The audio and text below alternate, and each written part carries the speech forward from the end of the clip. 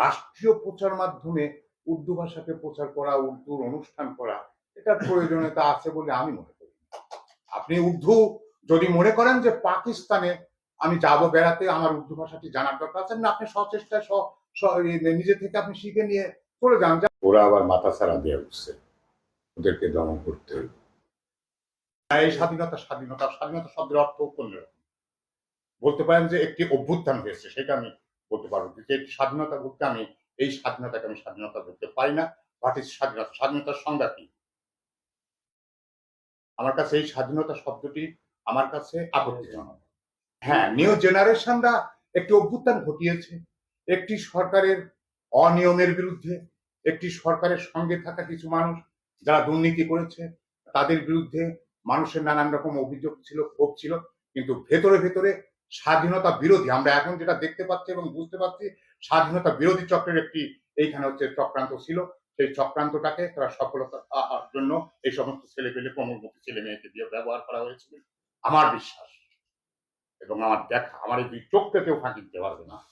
আমি দুই চোখ দিয়ে যা দেখি, আমি যা অনুভব করি, ৭১ সালে যা করেছি এখনো তাই করি এবং ইতিপূর্বেও বলেছি, এবং এগুলো আমি দৃঢ়তার সঙ্গে বলি।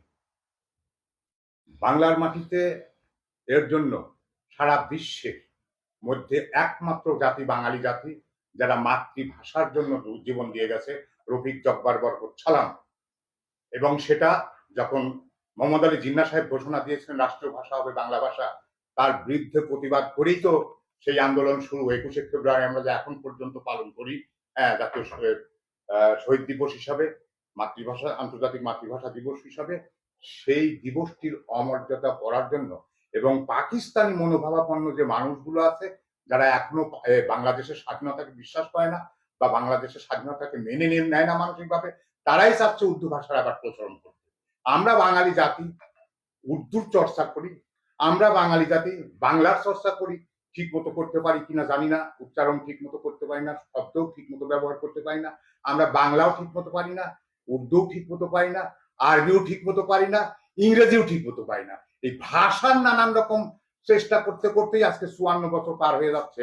অথচ জাপান বলেন, ফ্রান্স বলেন, চীন বলেন, শুধুমাত্র নিজের ভাষার উপর নির্ভরশীল হয়েই কিন্তু তারা হচ্ছে সারা বিশ্বের মধ্যে আমার মনে হয় যে স্বনির্ভরশীল দেশ হিসেবে দাঁড় হয়ে গেছে নিজেকে দাঁড়। আর আমরা আজকে আপনি এসে আমাকে এই উর্দু শেখানোর চেষ্টা করছি, যেরকম আমরা আমার ছাত্র জীবনে আমি ক্লাস 8 পর্যন্ত 8-এ উর্দু কম্পালসারি ছিল। আমার ছাত্র জীবন 8 পর্যন্ত উর্দু কম্পালসারি ছিল। উর্দু শিখে আমার কি হতো? আরবি, হ্যাঁ, আমি যদি মুসলমান আমার পরিচয় সত্য, আমি এটা আমার বিশ্বাস। আমি জন্মেছি যখন তখন আজানের ধ্বনি আমার কানে দেওয়া হয়েছে, মৃত্যুর সময় হয়তো কোরআনের ধ্বনি কোরআনের বাণী আমার কানে দেওয়া হবে। প্রথমে আমি মুসলমান, তারপর আমি বাঙালি। সে কারণেই আমি মনে করি যে আপনার ভাষাগত দিক থেকে উর্দুর আমাদের দেশে মানে রাষ্ট্রীয় প্রচার মাধ্যমে উর্দু ভাষাকে প্রচার করা, উর্দুর অনুষ্ঠান করা, এটার প্রয়োজনীয়তা আছে বলে আমি মনে করি।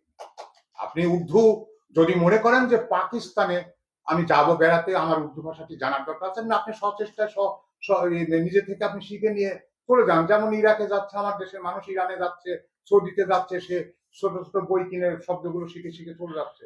তো রাষ্ট্র প্রচার মাধ্যমে কেন উর্দু ভাষা আপনার করতে হবে, সম্প্রচার করতে হবে? এটা আমি অবশ্যই প্রতিবাদ জানাই এবং আপত্তি জানাই।